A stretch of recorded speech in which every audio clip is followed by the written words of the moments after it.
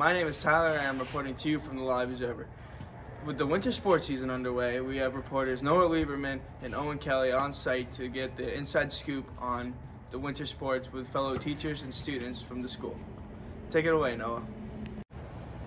Thank you, Tyler. Today I was fortunate enough to speak to Westboro High School ski coach, Mr. Glenn. So today I just wanted to ask you a few questions about the season and how it's been going so far. Sure, sounds good. First of all, how is this season different from other seasons in terms of COVID? Are there any specific guidelines that you need to follow or anything different this year compared to years previous? Great question. I think the biggest difference this year is everything just feels a lot faster and a lot more condensed. Typically, even in a regular year, we ski together 3 times a week. Tuesday and Wednesday are on snow practice days, and then Thursday is our race night. So this year, we can only actually we ski at Ski Ward, and they have a limit on how many people can be there, how often. So we're actually only there on Wednesday nights for on snow practice. Thursday we still have races, but then Tuesday is kind of a dry land workout day. Besides having to wear masks, really not a whole lot is that different with ski. When we race, we used to alternate. You'd have one skier from Algonquin go, one from St. John's, Wachusett, Hopkinton, Westboro, etc. This year we all ski together. So we have racers 1 through 10, both for boys and girls, and so we'll send all 10 girls. They'll go in their little pod, and then Hopkinton will send their 10, Shrewsbury their 10, and so on. So things are a little quicker, a little more condensed, yeah, not a whole lot feels that different with ski, just because we're outside, we're all covered up anyway. Even in a regular year, everyone has gloves and typically something over their face. So yeah, that's awesome. I would have figured that it would have been longer, if anything, because I feel like the lines are elongated this year due to the fact that you can't have people from other groups riding on the same chair as you. So does that kind of have an effect on anything, or do you guys just get to all pile into one chair and get up to the top of the mountain as fast as possible? I would have thought the exact same thing, and I'm excited and anxious to actually go do some free skiing on my own. So far I've just been skiing with the team, which is great. But yeah, we can usually fit 3 on the lift, and this year they're doing 2 per lift and just trying to leave an empty seat in between. The only exception being if you carpool with somebody. So if 3 athletes carpool together, they can, in the same arriving party, they can ride the lift together. Yeah.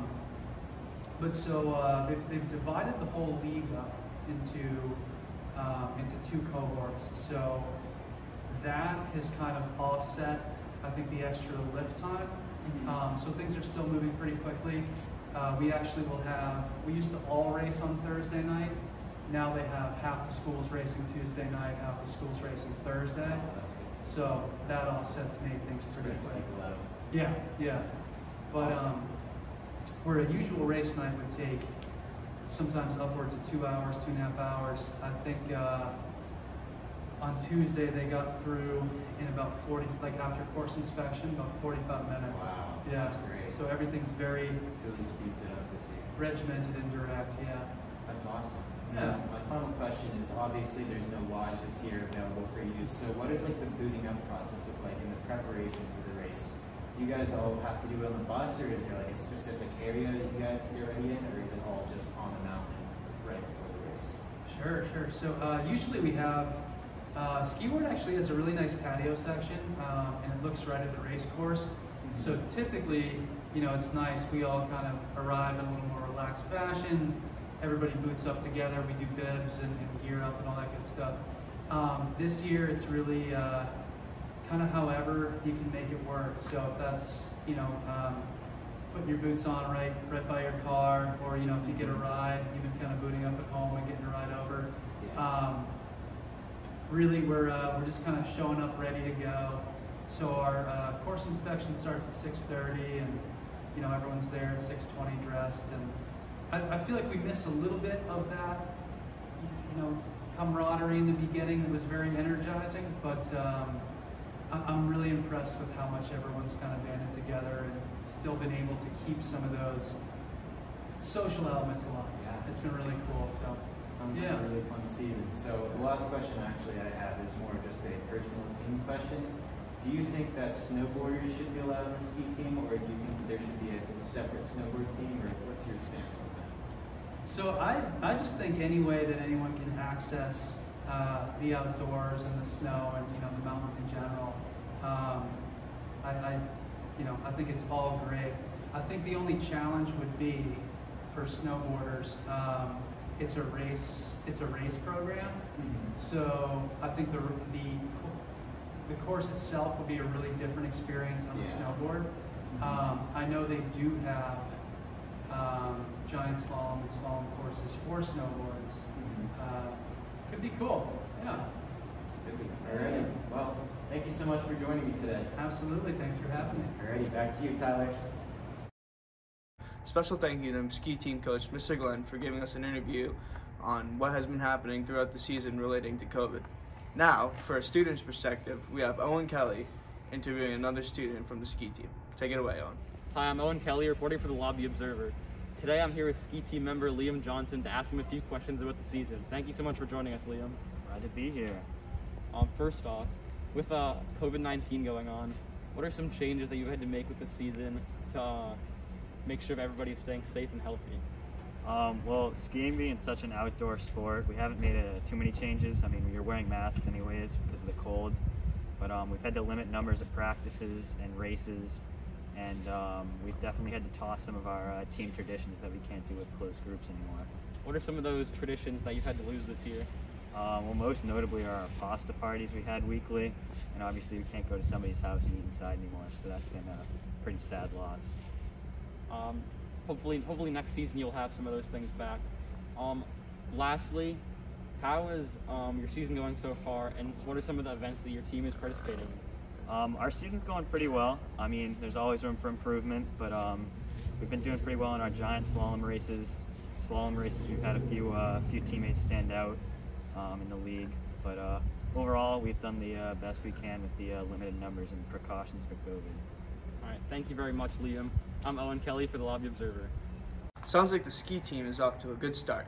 Now, for our next story, we have Owen Kelly interviewing Sam Colburn, a member of the swim team, to get information on how their season is going and how they've been dealing with COVID. Take it away, Owen. Hi, I'm Owen Kelly, reporting for the Lobby Observer. Today I'm joined by Sam Colburn, swim team member. Thank you for being with us, Sam. Of course, thanks for having me. I have a few questions for you, and first off, I'd like to say, how is your season going so far, and what are some things you guys did? Well, the season just ended before break. We were able to get in 5 or 6 swim meets against like a local pod of the swim teams in our surrounding areas. Due to COVID-19, I'm sure you guys had to make some changes to your normal season, so what were some of the things you had to change? Well, there was obviously lots of changes with all the COVID procedures going on. It's especially difficult because I was able to wear a mask while you're swimming in the water due to drowning hazards, So we had to separate the lanes a lot and had to limit the number of people that were on the team because we could only have 18 swimmers in the pool at a time. And our practices were also shortened because we were originally sharing the pool with Algonquin, but we can't do that this year because of the number of people in the pool. So we only had an hour practice. All right, and lastly, to end it on a positive note, what was a great moment from the season for your team? I think that having the swim team was a really good moment. There's a lot of good memories made, and it was a really good swim vibe this year. All right, thank you so much for doing the interview. I'm Owen Kelly, reporting for Lobby Observer. Thank you, Noah and Owen, for getting the insights on the world of winter sports at Westboro High School. Hopefully, both teams can continue their season strong and end out strong. We look forward to hearing on how the seasons end and how the progress has been made. This is Tyler Ram reporting to you from the Lobby Observer.